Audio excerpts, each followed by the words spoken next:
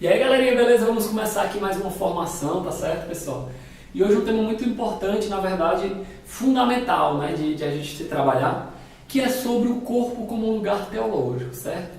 Muitas vezes o nosso corpo, né, ele é visto, até mesmo na tradição, né, das pessoas mais velhas, né, não na tradição da igreja, naquilo que a igreja escreveu, a gente pode ver e constatar que isso não é verdade, que a igreja nunca viu o corpo como um lugar de pecado, mas na história da igreja sempre se tem uma um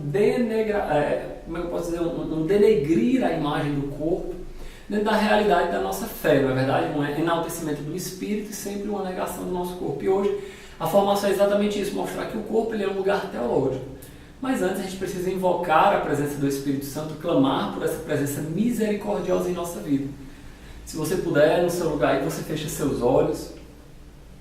Em nome do Pai, do Filho e do Espírito Santo. Amém. Vinde, Espírito Santo, e enchei os corações dos vossos fiéis, e acendei neles o fogo do vosso amor. Enviai, Senhor, o vosso Espírito, e tudo será criado, e renovareis a face da terra. Oremos. Ó Deus, que instruíste os corações dos vossos fiéis com a luz do Espírito Santo, fazei com que apreciemos retamente todas as coisas, segundo o mesmo Espírito, e gozemos sempre de suas consolações. Por Jesus Cristo, Senhor nosso. Amém. Fecha teus olhos, pede a presença do Espírito Santo, clama por esta presença salvífica em tua vida, que Ele ilumine, que Ele já vá revelando qual é a sua vontade para este vídeo de hoje, para esta formação. Vá pedindo que o Espírito Santo Ele mostre as direções que hoje tu precisa tomar com relação ao teu corpo. Com muita humildade clama esta presença misericordiosa, essa presença salvadora, essa presença salvífica em tua vida, para que a tua história de vida, tua história de conversão possa adquirir um ânimo novo na fé. Espírito Santo, eu te peço por mim, para que me use como instrumento, por todos aqueles que irão assistir, que serão tocados por este vídeo. Não deixai, Senhor, que sejamos desamparados pelos nossos próprios pecados, mas ajudai a no nosso corpo descobrir a tua graça, a tua misericórdia, a tua salvação. Eu quero sentir, Senhor, através do teu Espírito Santo, essa salvação que passa pelo meu corpo. Amém. Virgem Maria, rogai por nós. São Padre Pio, rogai por nós. Meu irmão, pegue tua palavra de Deus, tá certo? E aí você vai procurar em Hebreus 10, versículo 5 em seguinte, tá bom? E nessa passagem, você vai abrindo aí Hebreus 10, versículos de 5 em seguinte, a gente vai ter uma grande direção para a nossa temática no dia de hoje, tá certo?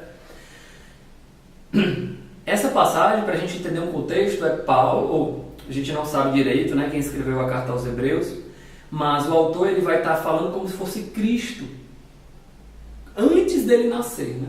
Isso é interessante, essa perspectiva, né? Cristo no seio do Pai, lá na eternidade, e ele vai falar uma coisa muito legal, muito interessante. Você vai ler aí comigo? Por isso, ao entrar no mundo, ou seja, antes de entrar no mundo, ao entrar no mundo, ele afirmou, ele quem? Jesus, o Verbo, que existia desde todo sempre. Ele afirma, e esse é como se fosse um diálogo com o Pai, um diálogo de Cristo com o Pai, muito bonito isso, né? Tu não quiseste sacrifício e oferenda, Cristo diz para o Pai. Tu, porém, me destes um corpo. Formaste-me um corpo. Holocaustos e sacrifício pelo pecado não foram do teu agrado. Por isso eu digo, eis-me aqui. Eu vim, ó Deus, para fazer a tua vontade. No rolo do livro está escrito a meu respeito. Nós vemos, pessoal, então, que exatamente no corpo de Cristo se realiza a salvação, o sacrifício salvífico de Jesus. E esse sacrifício é a oferta que Jesus oferece ao Pai. Então, nesse sentido, nós não podemos dizer, pessoal, que o corpo ele participe secundariamente dentro da nossa história de salvação. Porque é através do corpo de Cristo que a salvação entra no mundo. É através do corpo de Cristo que nós somos salvos, porque foi através do seu sacrifício na cruz. É através do seu corpo, do corpo de Cristo que nós somos santificados, que é a igreja. A igreja é o corpo de Cristo. Cristo se encarnou e assumiu um corpo. Nós participamos do sacramento como? Através dos nossos corpos. Então os nossos corpos, eles não são locais de pecado, eles são locais de santidade. Pode até parecer um contrassenso, né? Porque no nosso senso comum, vamos dizer assim, sempre parece o corpo como lugar de pecado.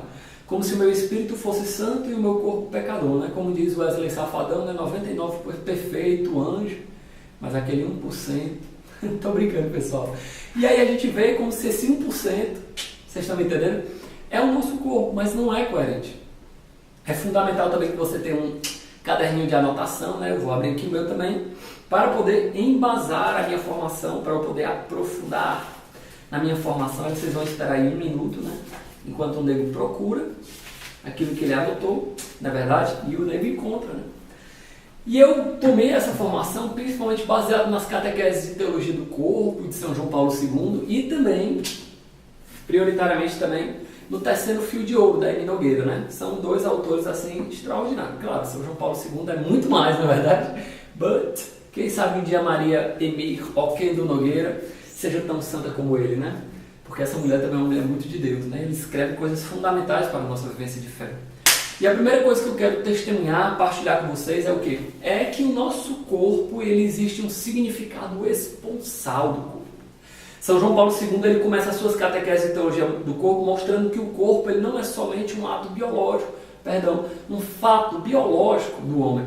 É um fato teológico, é por isso que se chama de teologia do corpo, porque o corpo também fala sobre Deus. O ser humano ele é essa união de corpo e espírito, e não somente o seu espírito foi criado à imagem e semelhança de Deus, mas também o seu corpo. E aí ele mostra que no corpo, como o corpo também foi criado à imagem e semelhança de Deus, o corpo também tem a capacidade de exprimir amor. Meu irmão, o teu corpo tem a capacidade de exprimir amor. E é claro, imediatamente, a primeira coisa que você pode pensar é exatamente o ato da sexualidade, não é verdade? A sexualidade que se exprime como uma capacidade de exprimir amor ou de sentir amor, de estar apto para o amor, você me entende? Então, o que João Paulo II chama de significado esponsal do corpo? É a capacidade de exprimir amor através do corpo. Pessoal, se nós fomos criados à imagem e semelhança de Deus, e Deus é amor, nós fomos criados à imagem e semelhança do amor. E eu lhe pergunto, será que quando nós fomos criados, Deus criou só o nosso espírito? Certamente que não. No Catecismo da Igreja Católica, quando se refere sobre o nascimento, ele mostra que quando nós somos concebidos, ou seja, quando o esperma do papai encontra o óvulo da mamãe, naquele ato, Deus cria uma nova alma. E aquele ato é a criação de um novo corpo. Então existe uma cooperação da natureza humana, biológica, natural, com a graça e a salvação de Deus. Por isso que o nosso corpo, ele está intimamente ligado com a nossa alma. A nossa alma é eterna, criada por Deus, mas o nosso corpo é mortal e perecível. Porém, o nosso corpo também, como ele é vocacionado ao amor, ele é vocacionado à eternidade, porque o amor ele é eterno. Então, quando a gente tem essa perspectiva de que o nosso corpo ele é vocacionado à eternidade, faz sentido a gente ver que nós cremos na ressurreição dos mortos. Exatamente. Nós cremos que, assim como o meu corpo foi criado por Deus e a minha alma foi criada por Deus para viverem eternamente juntas, onde não existia morte, e a morte é exatamente essa separação do corpo e da alma, na restituição final, o corpo e a alma se encontrarão novamente. Como isso vai ser, eu não sei. Mas é um dogma da nossa fé. Então, o nosso corpo, ele tem essa capacidade de exprimir amor. Então, de certo modo, nós podemos entender que o nosso corpo também fala sobre Deus. Porque se ele tem uma capacidade de exprimir amor, tem a capacidade de sentir amor, e Deus é amor, ele tem uma capacidade de falar sobre Deus, né? São João Paulo II diz uma frase assim, bem exemplar sobre essa teologia do corpo. Ele diz que pelo fato de Cristo ter assumido a carne, ter feito carne, né? Primeiro capítulo do Evangelho de São Lucas, né? Verbum caro factum est. O verbo fez-se carne. Por este fato, o corpo entra pela porta principal da teologia. Pessoal, isso é muito massa, né? Isso é extraordinário. O nosso corpo, assim como a nossa alma, assim como a nossa psicologia, foi criado por amor, foi criado no amor e foi criado pelo amor, né? Então o amor ele é uma necessidade básica do ser humano. Isso, pessoal, para vocês entenderem mais concretamente o que eu estou querendo falar, é mostrar que o amor, o nosso corpo, ele não sente, por exemplo, uma necessidade de sexo. Não é isso que eu estou falando. Mas ele sente uma necessidade de amor. Essa é uma necessidade fundamental que constrói o ser humano. Enquanto uma necessidade de prazer, ela apresenta-se secundária, ou seja, subordinada ao amor. Então entendam bem, eu não estou aqui falando que o nosso corpo ele nega os seus prazeres, do mesmo modo que ele não nega o prazer de comer. Mas a necessidade fundamental do homem não é o prazer de comer, mas a comida. Você me entende? Então não é o prazer, mas o amor o fundamental, né? Então isso, pessoal, vai completamente contra algumas linhas modernas de psicologia que mostram que o ser humano ele tem uma necessidade de ter atos sexuais, de ter uma prática genital constante, como se isso fosse construindo o ser humano. Como se o ser humano precisasse ter um constante estímulo prazeroso para poder viver. E isso, São João Paulo II, ele mostra que não é coerente. Porque o prazer, ele pode existir, ele deve existir, contudo, sempre e somente subordinado ao amor. Quando o prazer ele é invertido, ou seja, ele está por cima do amor, existem as depravações, que é exatamente você usar das outras pessoas para o benefício próprio. Ou, pelo contrário, permitir-se ser usado no seu corpo para o benefício de outra pessoa. Ainda que os dois consintam com isso, isso não é amor. Porque o amor, no sentido mais pleno da palavra, é doação de si mesmo pelo outro, é consumir-se, é gastar-se, é fazer como essa vela, que consome tudo que está embaixo para poder apontar para o alto. Você me entende? Então, pessoal, o nosso corpo é exatamente esse lugar teológico, onde o amor se expressa, onde o amor se manifesta. Prestem bem atenção, pessoal, não existe um amor simplesmente como intenção. Se o amor ele é só intenção, ele não é verdadeiro, porque o amor, antes de tudo, ele é um verbo. E o verbo precisa ser praticado para ser verdadeiro e coerente, não é verdade? Ai, Deus de mano, mas tem os verbos de ligação. Deixa eu ser abestado. Você está entendendo o que eu estou falando, rapaz? Pessoal, quando a gente vê que o corpo é um lugar teológico de manifestação do amor, eu começo a notar que o meu corpo, ele também precisa ser alimentado e educado para o amor. Não é, pessoal, que eu estou falando aqui de uma simples mortificação, de uma negação do corpo, dizendo que o nosso corpo não presta, pelo contrário. Como o nosso corpo é lugar privilegiado de expressão do amor, ele precisa ser educado para amar. Pela consequência do pecado original, o nosso corpo, assim como nossa psicologia e assim como o nosso espírito, existe uma inclinação para o pecado. E no âmbito do corpo, essa inclinação para o pecado é exatamente essa inversão radical do prazer e do amor. Por exemplo, quando eu submeto o ato de comer ao prazer. Por exemplo, quando eu tenho uma alimentação não saudável pelo simples fato de que eu não gosto daqueles alimentos. Ou seja, estou invertendo. O prazer é mais importante do que o que está sendo comido. Quando eu, por exemplo, não importo com o que a pessoa sente com a vida da outra pessoa, não importo, por exemplo, com as normas, né? O respeito à dignidade humana da outra pessoa, sendo casado ou não. É claro que a norma, né, para o casamento ele é diferente para o namoro. E aí eu, subvertendo tudo isso, o valor intrínseco da pessoa, eu coloco o prazer acima do amor. Por exemplo, quando eu olho pornografia, e aí eu me coloco numa postura de colocar o meu prazer acima do valor e da dignidade daquelas mulheres que estão ali. Para quem não sabe como isso é sério, né? 80% da população masculina a nível mundial é viciada em pornografia e 30% da população feminina. Pessoal, isso é extraordinário, isso é uma coisa séria. Por quê? Porque existe uma falta de capacidade para amar. Quando você, por exemplo, é viciado em pornografia, ou seja, quando o seu prazer ele está acima do amor, o que acontece? Você começa a medir as pessoas não por aquilo que elas são, pela sua história de vida, pela sua dignidade, porque são filhas de Deus, porque têm família, e todos esses valores fundamentais que cada ser humano tem dentro do seu coração. Mas você começa a medir pela quantidade de prazer que ele ou que ela podem te dar. E isso é muito prejudicial para a vida do homem, para a vida da mulher, pessoal. Então o nosso corpo, né, ele não é o local do pecado, é o local da manifestação do amor. E ele se torna assim um sacramento personarum. que quer dizer um sacramento da pessoa. O corpo revela aquilo quem eu sou. Você não entende isso? Quando eu digo que o corpo revela quem eu sou, controlando o tempo aqui, para não dar problema. Quando eu digo que o corpo revela quem eu sou, ele manifesta exteriormente aquilo que está dentro de mim. É por isso que se chama de sacramento. O que é o sacramento da igreja? É um sinal visível do mistério invisível. Então o meu corpo ele é um sinal visível daquilo que é o meu mistério invisível. Claro, pessoal, que eu não estou dizendo aqui que nós devemos julgar as pessoas pela aparência, porque a aparência não é o corpo. Mas o corpo ele também precisa ser visto na sua integralidade.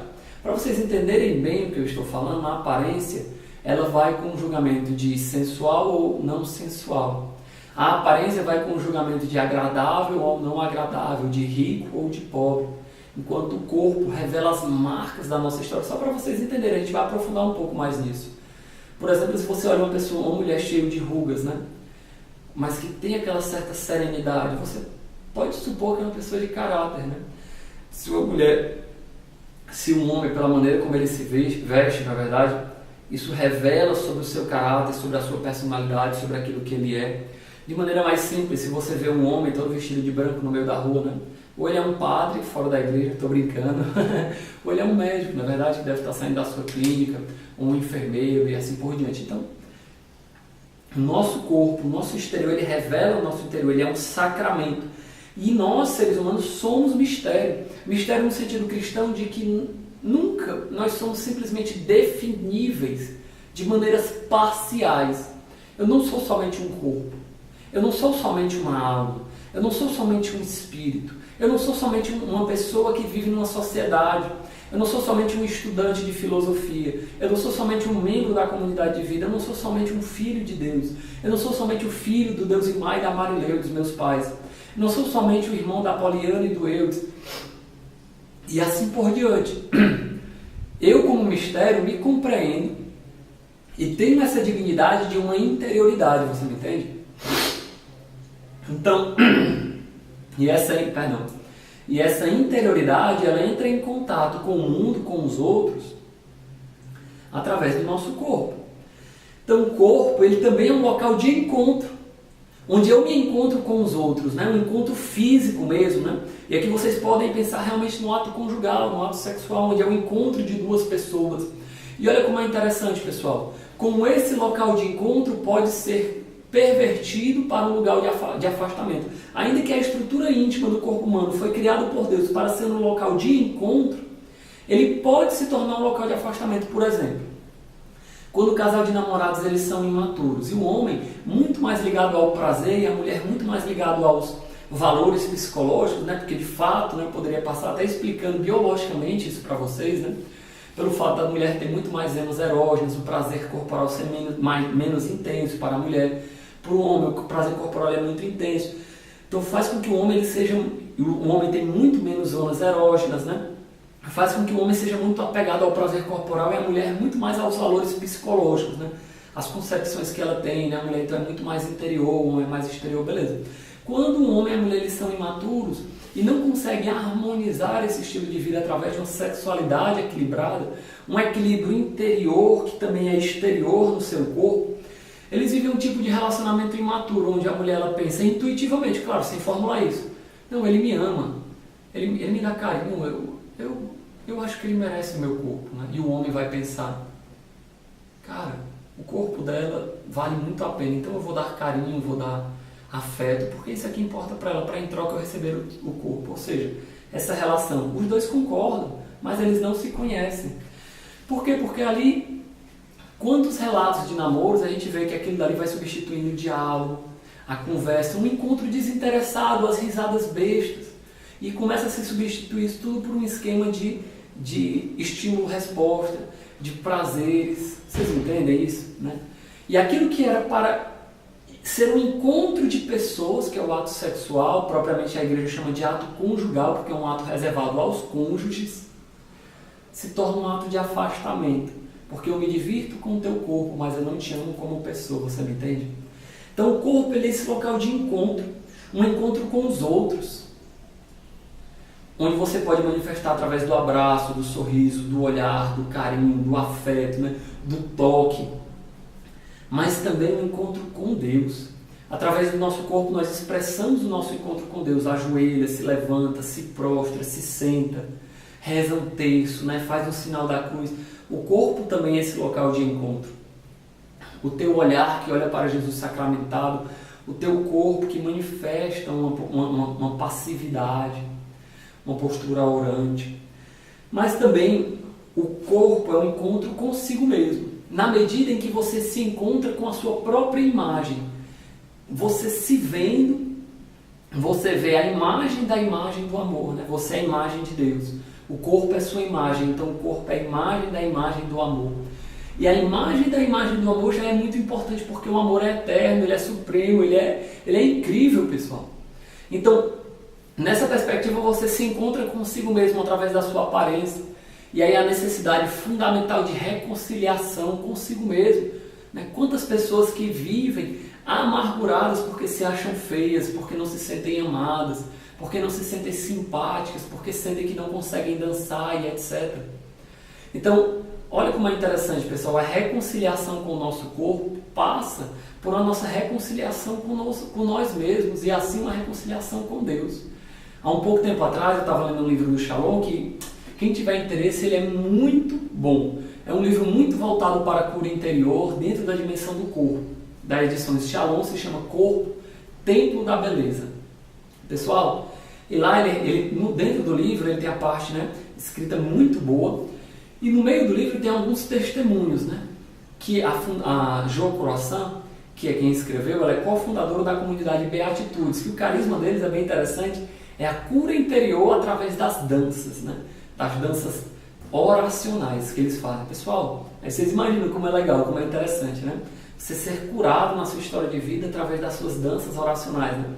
E, pessoal, são muitos relatos de pessoas que às vezes não se sentem amadas, não se sentem cuidadas, por isso não tem liberdade para dançar, não tem liberdade para se expressar. Pessoas que se sentem retraídas, que não têm capacidade de abraçar, de olhar, de erguer os olhos, né? E tudo isso, pessoal, revela muitas coisas do nosso coração, não é verdade? Pessoas que, por exemplo, não se sentem amadas e têm a necessidade constante de aparecer e por isso elencar os seus caracteres pessoais, não é verdade?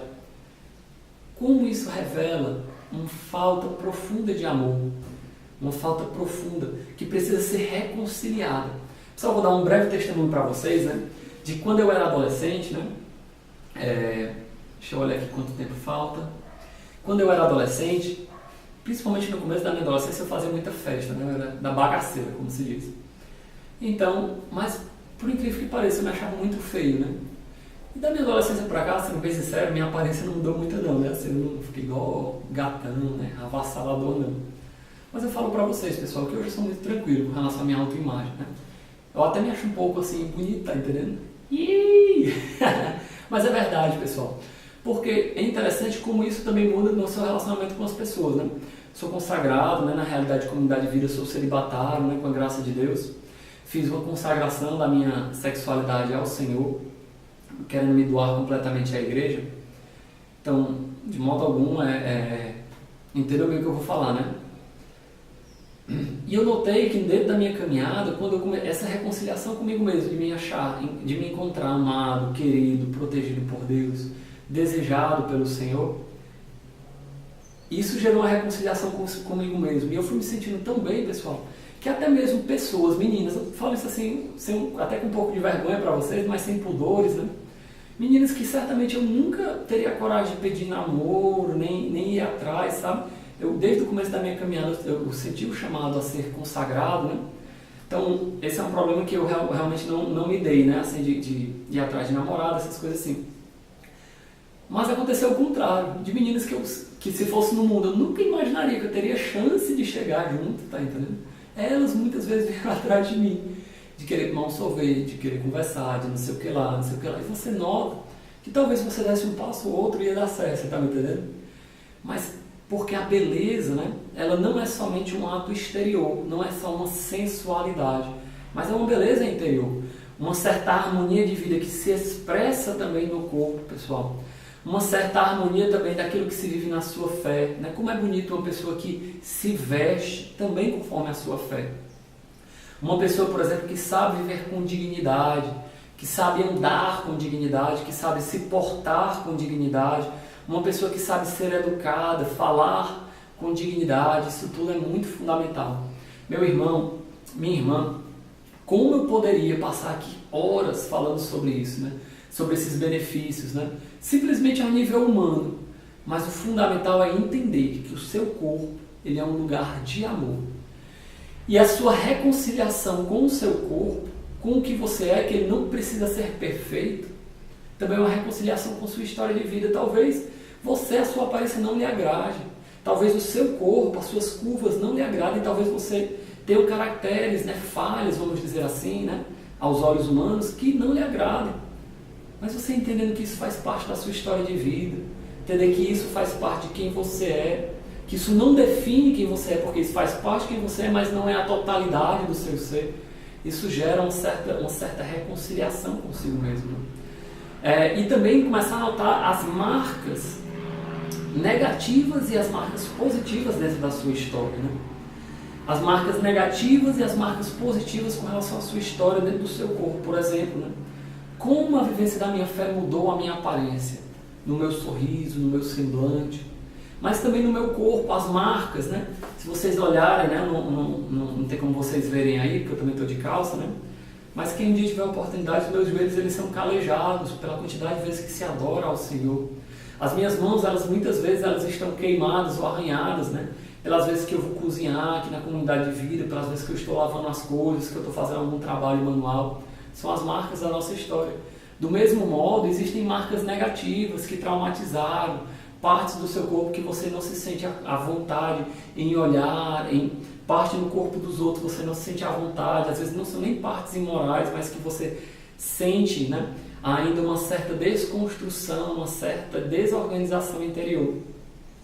Então é fundamental, pessoal, que você tenha esse empenho, primeiro, de reconhecer em si mesmo esses caracteres positivos, esses caracteres negativos, né? Para a gente terminar a primeira parte desse vídeo, eu queria lhe convidar, meu irmão, minha irmã que está aí assistindo, se você estiver com alguém perto de você, é fundamental que você partilhe um pouco sobre isso. Queria lhe convidar que você partilhasse, né, sobre essas marcas positivas e negativas, claro, né? Reze antes do Santo Anjo, aclame a presença do Espírito Santo e partilhe um pouco com essa pessoa. 5 minutinhos é suficiente, né, para você partilhar um pouco o que é que você entendeu, o que é que você aprofundou da formação até agora. Amém? 5 minutinhos, tá certo? Valeu! E aí, galera, estamos nós aqui de volta, não é verdade? Partilhar ainda um pouco mais sobre essa dimensão do corpo dentro da nossa vivência de fé, especialmente entendendo o corpo como um lugar teológico. A partir daquilo que vocês partilharam, eu queria elencar alguns pontos, né? Vou ficar de óculos ainda alguns momentos, né? Não consegui ler. Eu conseguir ler, na verdade. E eu queria elencar alguns pontos, né? Como critérios de discernimento dentro daquilo que vocês partilharam, né? Que é, diante de tudo aquilo que foi falado até agora, a gente começa a notar que existe uma certa contraposição ao culto ao corpo. Na nossa sociedade isso é muito comum, né? De um certo culto ao corpo. De que eu só estou bem quando o meu corpo está confortável, tranquilo. Quando eu estou com minhas horas de sono tudo bem, né? Quando eu estou zen. Ou quando eu estou tchutchucão, na verdade assim, vem tchutchuca. Né? Quando eu estou assim, tesudinho, na verdade, que nem eu, né? Agora vocês podem notar que o cara é tesudinho, só que não. Então existe uma certa contraposição, porque o culto ao corpo, ele reduz a pessoa ao que é o seu corpo.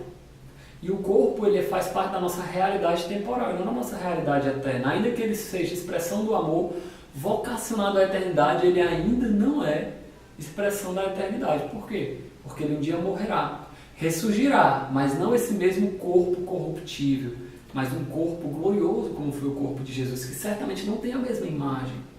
Né? Senão, Maria Madalena, na ressurreição, teria reconhecido Jesus de primeiro, os apóstolos teriam reconhecido Jesus de cara, que viveram 3 anos dia a dia com eles. Então é um corpo glorioso, a gente não sabe como isso vai ser. Do mesmo modo, existe uma certa contraposição entre um dualismo, entre corpo e alma. Corpo pecador e alma santa, corpo eterno, alma eterna e corpo perecível, existe uma certa contraposição de tudo aquilo que a gente falou. A negação do corpo, de pensar que o corpo é ruim, que ele precisa sofrer, que ele deve ser maltratado, que eu vou andar desleixado e assim por diante, né?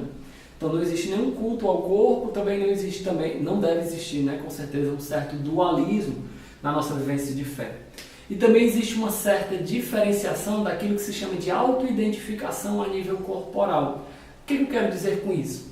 Que uma pessoa que ela tem sua autoidentificação a nível corporal, quer dizer que ela está dizendo que a sua identidade mais profunda está em ser corpo.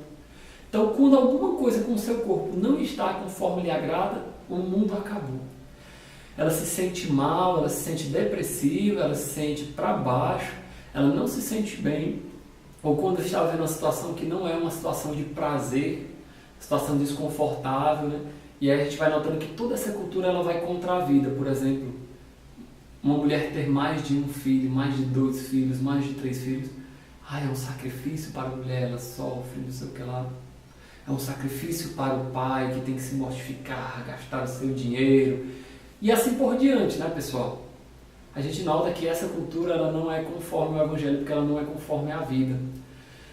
Porque o marido, se ele vê assim a sua mulher só tem importância para ele na medida em que o seu corpo importa para ele. E com o declinar dos anos, abandoná-la, na verdade. Então a gente nota que existe toda uma diferenciação entre uma diferença, né, do culto ao corpo, do dualismo e da autoidentificação a nível corporal. Mas pelo contrário, quando existe uma autoidentificação a nível espiritual, ou seja, eu me identifico com aquilo que Deus pensa de mim, o meu corpo começa a ser uma expressão melhor daquilo de quem eu sou. E aí não existe também um reducionismo daquilo que eu sou aos meus caracteres parciais, ou seja, de maneira mais clara. Eu não me reduzo simplesmente ao meu corpo, ao meu psicológico, ao meu espírito. Porque uma pessoa que vive uma autoidentificação a nível corporal, por exemplo, se ela tem uma mancha na perna que ela não gosta, Deus me livre. É uma loucura. Se briga, se está sempre de cara fechada, se alguém, por exemplo, bagunçou com o seu cabelo, é uma coisa horrível, não é verdade? Ou se, por exemplo, um menino, um garoto se sente mais gordinho que os outros, se sente menos considerado. Poxa, será que é só isso que importa, na verdade? Então, os nossos corpos, eles têm uma vocação a esse encontro, e esse encontro ele deve ser permeado de castidade. Por quê? Porque a castidade é a vivência da sexualidade de uma maneira equilibrada. A castidade não é o celibato, como uma maneira de se viver a sexualidade, mas a castidade é uma vivência da sexualidade equilibrada. De igual modo, a sexualidade não é negar a minha sexualidade, negar os meus desejos, negar os meus sentimentos mais profundos, mas pelo contrário, é uma revelação da minha identidade pessoal. Uma pessoa que vive uma sexualidade desintegrada, desorganizada, ela certamente não consegue expressar-se através do seu corpo, porque ela vai estar constantemente se sabotando, né? Por exemplo, ela tem vontade sincera de amar, vontade sincera de amar o seu esposo, o seu marido, o seu namorado, mas constantemente o seu corpo está se sobressaindo, o seu corpo está se manifestando, está lhe traindo, está traindo esse amor. Por quê? Porque uma sexualidade desordenada, ela vai fazer sempre isso, usar das pessoas como meios para o prazer pessoal. Vai existir aquela inversão do prazer com o amor. E aí vai ser uma traição, porque lá no fundo do seu coração você ama aquela pessoa, mas através das suas atitudes, seja por uma falta de formação, seja talvez por uma desordem afetiva, você não tem capacidade de amar, porque você é imaturo a nível corporal. Você não educou o seu corpo para o amor, não é verdade? Dentro dessa dinâmica, pessoal, nós começamos a entender também que o corpo ele é a expressão do divino, né?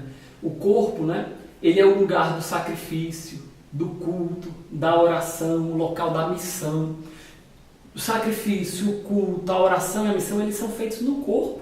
Tente fazer, por exemplo, uma oração profunda dentro do ônibus. Talvez você consiga, mas eu lhe garanto que isso não vai fazer parte do seu cotidiano não, porque não dá, porque é difícil. Talvez por uma graça especial o Espírito Santo lá, pá, pei, puf, faça o negócio acontecer, tá entendendo? Mas o cotidiano não é assim. E aqui, pessoal, o local que eu chamo de sacrifício não é simplesmente a mortificação, a gente vai comentar sobre isso. Mas o sacrifício é tornar sagrado. Através do nosso corpo, nós tornamos sagrado algo.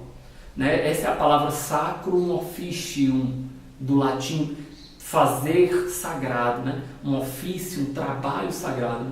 E através do nosso corpo nós fazemos isso, né? Aqui na Casa da Comunidade de Vida nós temos uma capela, então, e o Santíssimo Sacramento aqui dentro, o corpo de Cristo, né? O verdadeiro corpo do nosso Senhor Jesus Cristo. E todas as vezes que eu vou para o meu quarto, eu passo em frente à capela. E através do meu corpo eu manifesto a sacralidade da capela. Eu faço uma reverência, me ajoelho quando tenho uma oportunidade, faço o sinal da cruz. Todas as vezes que eu saio do meu quarto, porque Jesus mora comigo e eu preciso sacrificar isso por Ele, ou seja, eu preciso tornar isso sagrado, né? Vocês me entendem?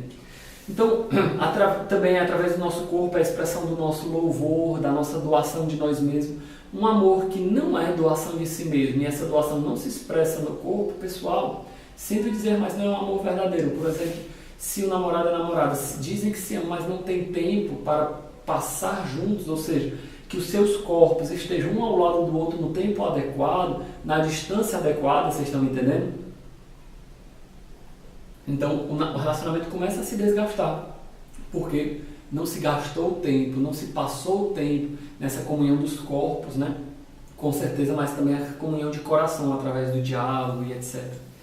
O nosso corpo também ele se apresenta nessa expressão do divino como o templo do Espírito Santo, um local privilegiado da manifestação da força, da glória e da graça do Espírito Santo. São Paulo diz, né? Tende em conta que os vossos corpos são templos do Espírito Santo. Não profanem os corpos de vocês, porque eles têm uma índole sagrada, uma capacidade de expressar amor. E aí entra, pessoal, nessa dinâmica, quando a gente entende que o nosso corpo, o corpo do outro, ele é templo do Espírito Santo, o nosso coração se sente mais movido a ter o dom da piedade, aquele dom do Espírito Santo, que fala isso a São João Paulo II nas suas catequeses, que é aquele respeito profundo que o homem encontra para com o corpo da mulher e que a mulher encontra para com o corpo do homem se aproxima do dom da piedade do Espírito Santo. Porque o dom da piedade é exatamente essa reverência, essa reclinação diante do divino. Não lembro quem foi, e eu não lembro se a história é verdadeira, não sei se a história é verdadeira, mas se fosse, né, ou se for verdadeira, ela é digna de nota, né? Mas eu queria contar ela mesmo assim. Parece que tinha um santo, né, que há muito tempo atrás, ele andando pelos matos, né, e encontrou uma mulher tomando banho nua, né? E ele se ajoelhou e começou a chorar, né? Talvez você pense que ele estivesse chorando por causa do pecado, né? Mas um outro irmão que estava com ele perguntou para ele o que era aquilo, né? E aquele santo disse: porque vejo a beleza que Deus colocou em todas as suas criaturas. Meus irmãos, será que um dia o nosso coração vai estar convertido a esse ponto de ver a beleza do Criador, de não querer de modo algum usar daquela outra pessoa? Porque nós, na nossa inclinação pecaminosa, nós não temos piedade, essa reverência para com o corpo dos outros, né? Quando eu vejo o corpo de um pobre sofrendo, o meu coração ele não se move, porque ele não tem o dom da piedade do Espírito Santo. Se eu vejo meu irmão morrendo de fome, meu irmão sofrendo nas suas doenças, o meu coração não se move porque não existe piedade. Por isso, pessoal, eu queria convidar que vocês rezassem pedindo: Senhor, derrama no nosso coração o dom da piedade do Espírito Santo. O dom de verdadeiramente eu ser reverente. E eu queria dar um testemunho com relação a isso, né, também. No Lumen, né, como consagrado, nós formamos pequenas famílias, né? E na minha família são 4 homens, ou 5, talvez eu esteja esquecendo de alguém, mas 4 homens com certeza. E as outras 10 pessoas, 9 pessoas são mulheres, né? E eu falo para vocês, pessoal, uma coisa assim, com toda humildade. Eu não tenho desejos nenhum pelas minhas irmãs da minha família. Porque eu tenho um respeito, uma reverência tão profunda, tão intensa por elas, que eu sinto um sentimento de adoração a Deus em ver a beleza delas. Porque se vocês virem, né, depois tiverem a oportunidade de conhecer minhas irmãs, são todas muito lindas, né? Minhas irmãs da minha família, né? Da minha família de sangue também, minha irmã é linda demais, mas estou falando aqui das minhas irmãs de comunidade, né? Então, e isso, pessoal, é um dom particular de piedade, você está me entendendo? Então, e o pudor e a modéstia, né? O pudor faz reverência a esconder os caracteres sexuais para revelar o amor, eu vou falar um pouco mais sobre isso, e a modéstia é se vestir conforme as ocasiões. Ou seja, uma pessoa que se veste com um mantuzão preto, pode até estar sendo púdica, né? Vivendo pudor, mas não está sendo modesta. Ou seja, uma mulher ou um homem, né? Que tem um olhar modesto, um vestir-se modesto, o que é que quer dizer? Que ele esconde os seus caracteres sexuais na medida em que esses caracteres sexuais podem esconder o amor. Eles só revelam seus caracteres sexuais à medida em que eles revelam o amor. Vou usar um exemplo bem prático que eu sempre uso nas minhas formações, né? Tu imagina, por exemplo, tu tá andando na rua e tu vê aquela mulher com uma saia tinindo, assim, na verdade é um cinto, né?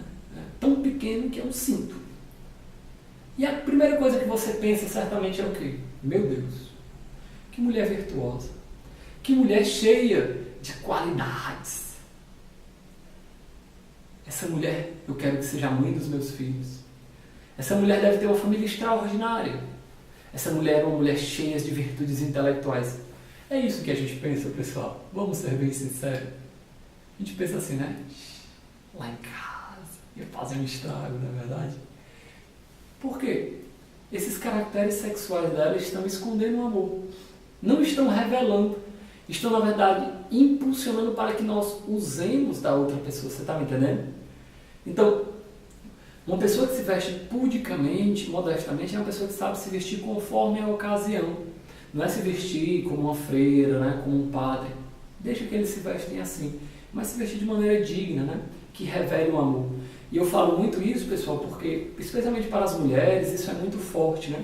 Porque as mulheres dizem, não me visto para minhas amigas, né? Isso é verdade, né? Isso é bem próprio da característica feminina, de que ela não se veste para simplesmente mostrar o seu corpo, né? Mas lá no fundo, pessoal, lá no fundo, a mulher ela faz isso no sentimento de mostrar a sua sexualidade que instintivamente é muito mais fraca na mulher. Quando eu digo muito mais fraca na mulher, eu não estou dizendo que a mulher é o sexo frágil, não é isso que eu estou dizendo. Estou dizendo que se você comparar com o homem, a sexualidade do homem ela é tão forte que ela se expressa impulsivamente. A ereção, na verdade, vocês terem ideia, quando o homem se sente atraído por uma mulher, a polaridade da sua pele, né? Ou seja, aquela carga energética que existe na pele de todo ser humano, ela muda um pouco. Existe uma mudança na polaridade, o batimento cardíaco, respiração, a pupila dos olhos muda. Existe a ereção, na verdade. Ou seja, a sexualidade no homem ela é muito forte, ela é muito impulsiva.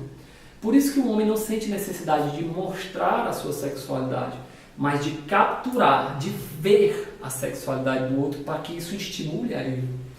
Já a mulher é o contrário, ela sente a vontade de mostrar, porque sente em si mais fraca, vocês entendem? Então o processo de maturidade do homem e da mulher com relação ao pudor e à modéstia é uma maturidade que precisa ser alcançada no conhecimento de si mesmo e do outro. Eu, como homem, por exemplo, o meu pudor ele deve andar sempre a nível dos meus olhos. Claro que eu não vou andar mostrando as minhas partes sexuais, né? Aquelas partes que atraem, porque isso também não faz parte da masculinidade, né? Do ser homem. Mas também eu vou procurar controlar os meus olhos, né? Ter um olhar púdico, um olhar fiel, né? Um olhar comedido sobre as coisas, não ter um olhar curioso. E as mulheres precisam ter, né, aquela sabedoria na hora de se vestir, não é verdade? Então, dentro dessa perspectiva, né, dando continuidade ao nosso tema, só contar uma história rápida, né? Por exemplo, para vocês entenderem bem, meninas, do que eu estou falando, né? Quando a gente vai no mercadinho, certamente a Coca-Cola que a gente pega não é a que está mais na frente, é a que está lá atrás, na verdade. Porque as melhores coisas, elas estão sempre escondidas, viu, meninas? Valeu! Então, nisso nós começamos a entender que o corpo como expressão do divino, talvez a primeira imagem, né, e o que eu procurei elencar muito é a expressão do divino de Deus, né? Mas também eu queria mostrar que o corpo é a expressão do divino no sentido que o nosso espírito, ele é divino, né? Porque ele comunga da vida eterna de Deus, porque ele foi banhado pelo batismo no Espírito Santo. Então é preciso entender também uma certa reconciliação com a sua identidade sexual. Um homem que aceita ser homem, uma mulher que aceita ser mulher. Pessoal, nisso que eu estou falando, eu quero mostrar para vocês que a igreja ela nunca entendeu bem essa questão dos gêneros, de masculino e feminino. Porque o gênero, por exemplo, a homossexualidade e a heterossexualidade, ela não é um gênero eterno. porque ela surgiu na década de 60. O termo homossexualidade surge na década de 60. Do mesmo modo, se impressione você ou não, o termo heterossexualidade surge na década de 60, na mesma época. Porque um é uma contraposição ao outro, não é verdade?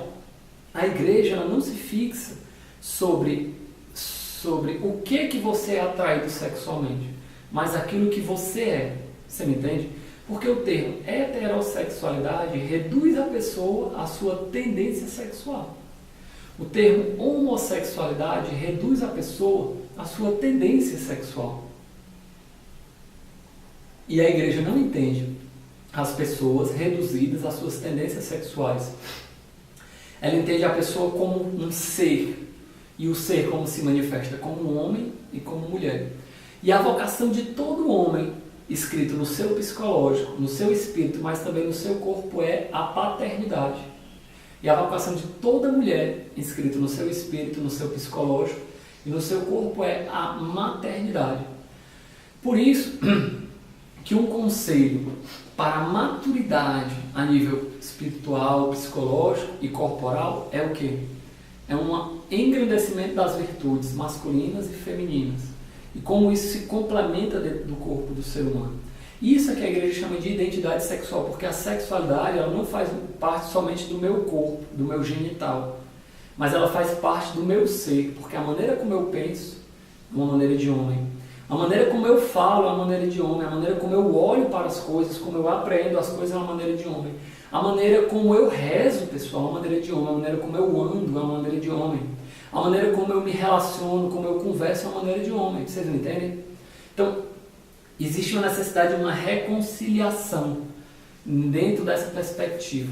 Uma reconciliação consigo mesmo dentro da sua história de salvação pessoal. Né? Entenda bem, eu não estou aqui dizendo, por exemplo, que é necessário que haja uma negação do instinto homossexual ou do instinto heterossexual. Mas é necessário uma integração desse desejo, contrapondo aqui, né? Eu falei de instinto, não que eu concorde com o termo, né? Exatamente, eu estou contrapondo, né? O desejo, uma integração desse desejo com o nosso coração, com a nossa identidade, com aquilo que é vocação, com aquilo que gera vida. Vocês estão me entendendo? Para vocês entenderem mais concretamente o que eu estou falando, vou dar um testemunho para vocês. A minha vocação é ser celibatário. E eu tenho um desejo heterossexual, ou seja, eu sinto atração por mulheres. Se eu deixar esse desejo levado até as últimas consequências dentro da minha vida, eu vou deixar que esse desejo pecaminoso, ele persevere dentro do meu coração. Vocês estão me entendendo? Então, é um desejo natural, mas que eu preciso reintegrar isso dentro da dinâmica da minha vocação e do amor de Deus dentro para mim. Vocês estão me entendendo? Então, eu, por exemplo, não paro de sentir o desejo, não paro de sentir a atração, e etc. Mas, por outro lado, eu começo a organizar a minha vida de uma maneira madura, não repressiva, para poder viver conforme a minha vocação, conforme o que Deus quer de mim. E eu falo para vocês, pessoal, como alguém que já viu alguns relacionamentos também desordenados, dentro do âmbito da sexualidade, que eu sou muito mais feliz assim, sendo celibatário, tendo consagrado a minha virgindade a Deus, porque eu não nego a minha sexualidade, mas eu me expresso a minha sexualidade de outra maneira, de uma maneira diferente, especificamente em fazer de mim mesmo um dom, uma doação para os outros. E ao final de contas, essa é a vocação da sexualidade, doar-se. O homem e a mulher eles se encontram plenamente quando eles se doam um ao outro. E é claro, doação de corpo, de alma e de espírito. Eu, Deusmar, dentro da minha vocação, eu me dou de corpo, alma e espírito, meu chapa. Eu moro dentro do caso da comunidade de vida, eu trabalho por ela, o meu corpo ele se gasta nisso aqui. Do mesmo modo como um marido se gasta pela sua esposa. Então, voltando ao tema central, né, falando um pouco sobre, aprofundando sobre essa questão da identidade sexual, nunca entenda a identidade sexual como gênero, porque o gênero faz parte de uma escolha. As coisas têm gênero. Se você olhar na matemática, na gramática fundamental, as coisas têm gênero. O masculino e o feminino faz parte de caneta, de sofá, de televisão, de janela, de cama, não é verdade? De pé, de mesa, não é verdade? Mas o masculino e o feminino não faz parte da identidade do ser humano, seria reduzir ele a um aspecto. seja um aspecto corporal, ou seja, dizer que eu sou homem somente porque tenho, perdão a palavra, um órgão genital masculino, um pênis, e não somente é um psicologismo, né? De que eu sou o que eu quero ser, porque a minha mente ela é aquilo que ela quer ser. Não, eu preciso integrar essas dimensões. Então, nesse sentido, o que eu estou querendo propor aqui é uma negação aos reducionismos, aos psicologismos, de achar que você é aquilo que está dentro da sua cabeça. Não, o seu corpo também é importante, cara, na sua expressão, porque se você sente como mulher e tem um corpo de homem, existe uma certa desconexão aí. Se você tem um corpo de mulher e sente como homem, existe uma desconexão aí. Entenda bem, eu não estou negando a questão de sentimentos, eu não estou negando a questão das atrações, né? Mas é necessária essa integração da personalidade do ser humano como um todo. Também eu estou negando aqui o machismo, completamente, porque é uma redução a uma prioridade do homem em relação à mulher. Estou negando também aos feminismos, vocês me entendem? Então, isso tudo ele é fundamental, né? Então, por fim, né, como último tema, eu queria falar que o corpo ele é a expressão do nosso estado de vida. O corpo ele manifesta o meu estado de vida. Eu preciso viver no meu corpo conforme o meu estado de vida. Se minha vocação é o matrimônio, eu começar a me educar para a fidelidade, para a constância, para a paternidade.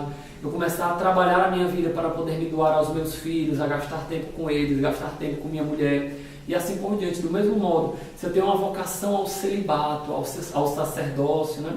A vida religiosa, eu começar a me educar para isso, porque pessoal, não existe passe de mágica não, é necessário uma educação do corpo, para que o corpo seja também expressão do estado de vida. Imagina se eu, como celibatário, vocês me veem aí sempre, né? Imagina eu de topete, né? De piercing, né? De, sei lá, né? Dando com aquelas calçazinhas coladas.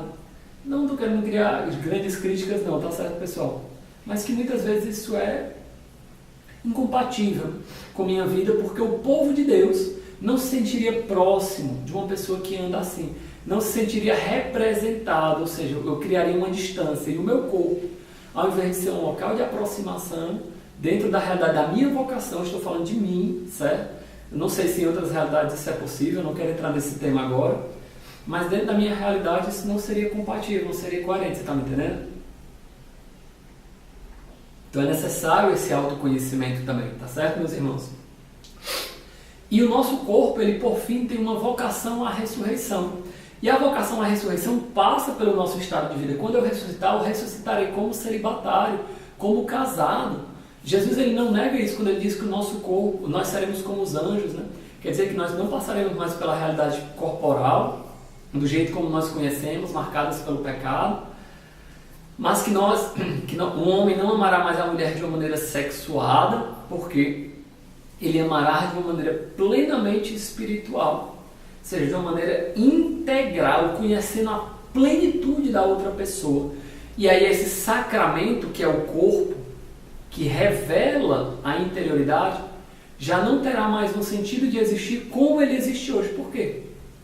Porque a interioridade já será revelada, porque o teu espírito será comungado por Deus e por todos, né? Você continuará sendo você, as outras pessoas continuarão sendo elas, certamente vocês conhecerão seus maridos, suas esposas, mas a maneira de amar será completamente diferente, será tudo em todos, né? Cristo como centro, amando tudo a todos, né? E é por isso que ele fala que o celibato ele já é um adiantamento da eternidade.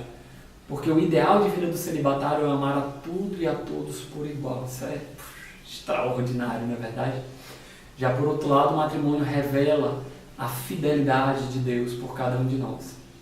Como dica oracional, pessoal, eu queria lhe convidar a fazer uma recomposição da sua história de vida, a rezar com relação à sua história de vida, né? Essas questões de tudo isso, desses pontos que a gente falou, eu espero que você tenha anotado eles, né? Se não tiver anotado, não tem problema, você reassiste a formação. Tô brincando, pessoal. Para poder rezar com relação a isso, se coloque diante de Deus, pessoal, né? Reze com relação a isso, né? Que é o meu caderninho de informação, mas também é o meu caderninho de oração, né? É necessário a gente anotar, né? Porque às vezes a gente vai precisar partilhar, aprofundar, né, em cada um desses temas, anotar, você relembrar disso, né? Talvez Deus queira falar com você através disso, tá certo, meu irmão? Vamos pedir a presença do Espírito Santo, o auxílio de São Padre Pio, de Santo Antônio, de São Francisco, também de São Felipe Neri, de Chiara Lúcia, de Santa Teresinha, para que eles intercedam e roguem a Deus por nós. Virgem Maria, nós te pedimos, protege, abençoe e guarda o nosso coração. Nós queremos viver uma sexualidade integrada. Nós queremos nos reconciliar com o nosso corpo. Nós queremos nos encontrar contigo, Virgem Mãe. Guarda-nos dentro de ti. Nós queremos redescobrir a beleza que tu mesmo reservou para o corpo dos homens e das mulheres, através da pureza, da castidade, do pudor, da modéstia. Nós queremos, Virgem Mãe, aprender de ti, a gerar Jesus em nossos corpos. Amém. Ó minha Senhora e também minha Mãe, eu me ofereço inteiramente toda a vós, e em prova da minha devoção para convosco, eu vos consagro neste dia os meus olhos, meus ouvidos, minha boca, o meu coração, inteiramente todo o meu ser. E já que assim sou vossa incomparável Mãe, guardai-me e defendei-me como coisa de propriedade vossa. Amém. Em nome do Pai, do Filho e do Espírito Santo. Amém. Tchau, pessoal!